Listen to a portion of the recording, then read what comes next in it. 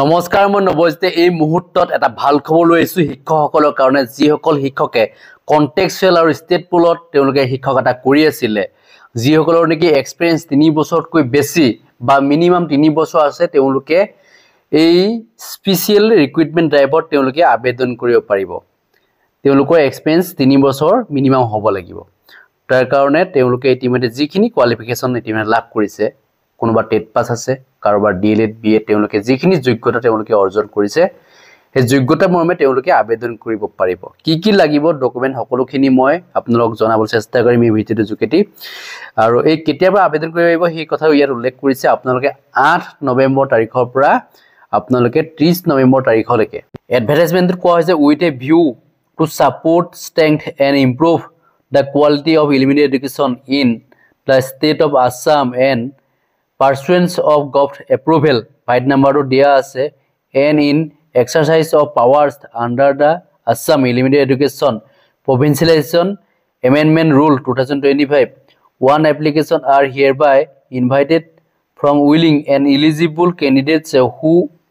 are working as contextual and state pool teachers under Samoga Sikha Assam SSA through the official website DW Assam etu dia ase DW website to dia ase website dia ase dw.assam.gov.in filling up of 10,673 lower primary and upper primary teachers in the initial pay to dia ase ekhini aur jane apnaloke 14,000 er pora arambho kori 70,000 লৈকে আছে গতিকে দৰমহাটো যেটো আগতে যেটো আপোনালোকে দৰমহা লাভ কৰিছিল ষ্টেট পুল শিক্ষকসকলে সেই দৰমহাটো লাভ আপোনালোকে নকৰিব তাতকে কমি যাব এতিয়া আপোনালোকে যিসকলে এক্সপেৰিয়েন্স মানে ধৰক কাৰোবাৰ 10 বছৰ হৈছে এক্সপেৰিয়েন্স শিক্ষকতা কৰি থকা তেওঁ যেটো পে স্কেল এতিয়াৰ পে স্কেলৰ মাজত ডিফাৰেন্স থাকিব এতিয়া কম হ'ব আগতে বেছি আছিল আপোনালোকৰ দৰমহা ইনক্ৰিজ হ'ল যদি আপোনালোকে ৰেগুলাৰ শিক্ষক হিচাপে যদি আবেদন কৰে তেতিয়াহলে আপোনালোকৰ লছতে হ'ব যদি আপোনাৰ বয়স একেবাৰে নাই আপুনি ৰেগুলাৰ শিক্ষক হৈ লাভ নহব কিন্তু এটা কথা ৰেগুলাৰ শিক্ষকসকলে মানে কি আপোনালোকে আপোনালোকৰ মানে কি পেনশন আপোনালোকে লাভ কৰিব বাকি যিখিনি সুবিধা পাব লাগে সেইখিনি হয়তো সুবিধা লাভ কৰিব এখিনি জানে আপোনালোকে মই বহলাই নকলো হ'ব ইয়াৰ কন্ডিশন কিটা দিয়া আছে ইয়াৰ কেইটামান কন্ডিশন দিয়া আছে কন্ডিশন কিটা মই আপোনালোক পঢ়িবলৈ দিব বিচাৰিছো নাম্বাৰ 1 আছে দা candidates R as on 30 September 2025 must be working as contextual and state pool teachers under SSA আপোনালোকে SSA under শিক্ষকতা কৰি থাকিব লাগিব 30 সেপ্টেম্বৰ লৈকে 2025 চনৰ যদি আপুনি শিক্ষকতা কৰি তেতিয়াহলে আপোনালোকে আবেদন কৰিব পাৰিব নাম্বাৰ 2 আছে the candidates are must complete minimum 3 years continuous service as on 30 September 2025 2025 চনৰ 30 সেপ্টেম্বৰ লৈকে যিসকলে শিক্ষকতা কৰিছে মানে 3 বছৰ যদি শিক্ষকতা কৰিছে তেতিয়াহলে আপোনালোকে আবেদন কৰি পাৰিব as contextual and state pool teachers SSA আন্ডাৰত যিসকলে শিক্ষকতা কৰি আছে 3 বছৰকৈ যিসকলৰ বেছি বা 3 বছৰ হৈছে তেওঁলোকে আবেদন কৰিব পাৰিব নাম্বাৰ 3 আছে the required academic and professional qualification for eligible will be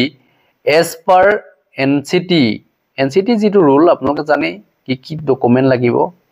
qualification কিমান লাগিব NCT norms as well as existing govt rules and condition আপোনালোকে জানে যি কন্ডিশন আছে rules আছে হেখিনি ফলো কৰিব লাগিব qualificationৰ ক্ষেত্ৰত next signer pointত দিয়া আছে the eligible candidates shall apply online in the official website dw.assam.gov.in 10 a.m. of 8 November 2025 to midnight of 30 November 2025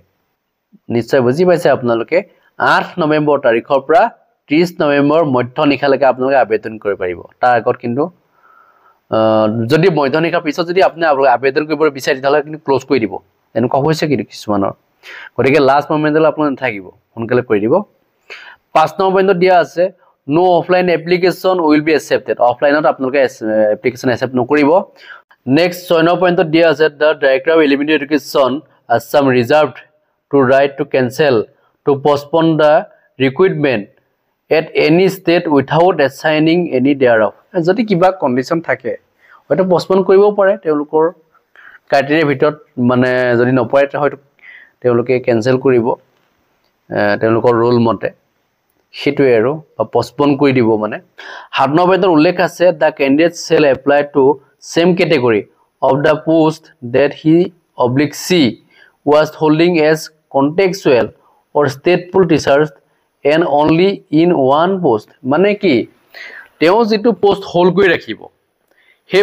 পোস্টৰ এগেইনষ্টত মানে তেও যেটো ক্যাটেগৰি হয় মানে তেও ধৰক এতিয়া এলপি তেও শিক্ষক কৈ আছে হে এলপি যেটো পোস্ট তেও হোল্ড কৰিলে হে পোস্টৰ এগেইনষ্টত তেখেতে আবেদন কৰিব লাগিব মানে বেলেগকে নহব আৰু এলপি বা ইউপি লে যাব নোৱাৰিব বা ইউপি বা এলপি লে আহিব নোৱাৰিব এনেকুৱা ধৰণৰ মানে যেটো পোস্ট হোল্ড কৰিছে ৰাখিছে মানে এটা পোস্টে তেও ৰাখিব পাৰিব মানে 8 নম্বৰৰ উল্লেখ আছে document required will notified on the online portal মানে ডকুমেন্ট যিখিনি লাগিব হেখিনি মানে অলৰেডি আপোনাক পাই যাব